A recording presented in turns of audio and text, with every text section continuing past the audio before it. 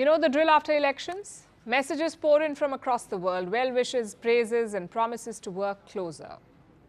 And this time it's no different. India's neighbours were the first to send messages.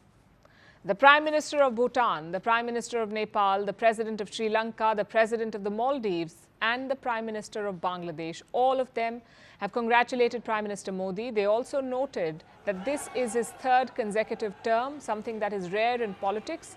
You may have noticed that two neighbours are missing in this list. That's Pakistan and China. Islamabad has not sent a message yet. Some provincial ministers did congratulate the people of India, but nothing from their Prime Minister. What about China? Nothing from President Xi Jinping, but their foreign ministry did congratulate Modi. Listen in. We noted that the results of India's general elections have been announced.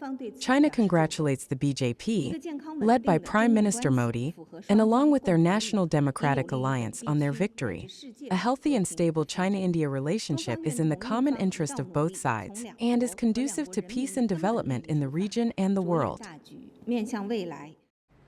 Don't read too much into that. It's mostly protocol language put together. More than 50 countries have sent wishes. Latvia, Lithuania, Mauritius, which is an old partner, Myanmar, Singapore, Japan, Iran, and also Taiwan. From the West, Italy was the first to send a message. Prime Minister Giorgia Meloni congratulated Modi. Remember, Italy is hosting the G7 summit next week, and Prime Minister Modi is expected to attend it. French President Emmanuel Macron has also extended his wishes. So has US President Joe Biden and Russian President Vladimir Putin. In fact, Modi spoke on the phone to President Putin. He also had a conversation with the British Prime Minister Rishi Sunak. Two wartime leaders also congratulated the Prime Minister. That's Volodymyr Zelensky of Ukraine and Benjamin Netanyahu of Israel. Remember, India has refused to take sides in both these wars. So Zelensky, Putin, Netanyahu, they were all congratulating the Indian leader. The Israeli Prime Minister also added a line in Hindi. He wrote, "Badhai ho," which means congratulations. But let's also look at what comes after. What will the new government focus on? What will be the foreign policy priorities for New Delhi? The first issue is the personal. Three leaders have dominated India's foreign policy. That's Prime Minister Modi, Foreign Minister S. Jaishankar and National Security Advisor Ajit Doval. Will this trio remain under the new coalition? Will the Prime Minister make changes? That will have a bearing. Maybe not on the broader foreign policy of India, but definitely on the strategies and the style. The swearing-in is apparently slated for June 8th. As of now, that's the date. So we will have clarity by then. With that said, let's look at priorities. What should the new government focus on? Mainly three things. Number one is the neighborhood. India's relations in South Asia are going through a rough patch. The Maldives is pivoting to China. They've even expelled Indian soldiers. Sri Lanka is also slipping into China's grip. Despite the debt crisis, they're still taking Beijing's money.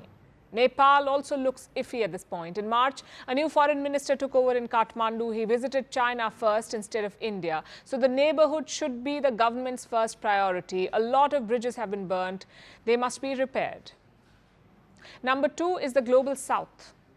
This mission began in Modi's last term. New Delhi hosted a couple of summits for global south nations. It also pushed to expand the G20. But now it's time to build on that. China is making deep inroads in Africa and Latin America, so India must hit the road running. This decade will likely require a global south alliance. There will be more focus on climate talks, on global trade rules, and on digital security. So we need global south countries to band up. Finally, focus number three, a strategy to deter China, both military and financial. Last week, a few satellite pictures emerged from the border. We told you about them. These pictures showed Chinese fighter jets near Sikkim, almost 14 of them. So India needs to make military preparations too, not to escalate, but to deter Beijing.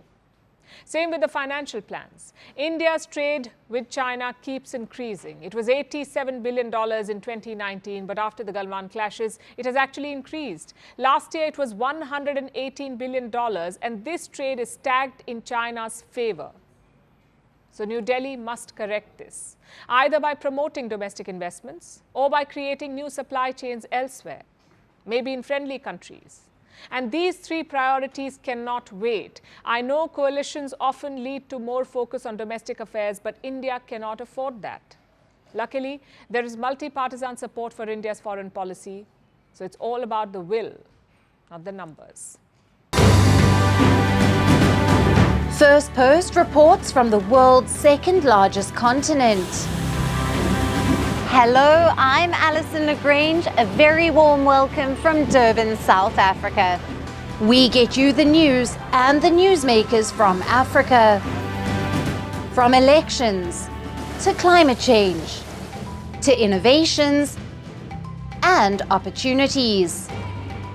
As the world's attention shifts, we report from Africa, the heart of the global south. Join me every weekday live on Firstpost.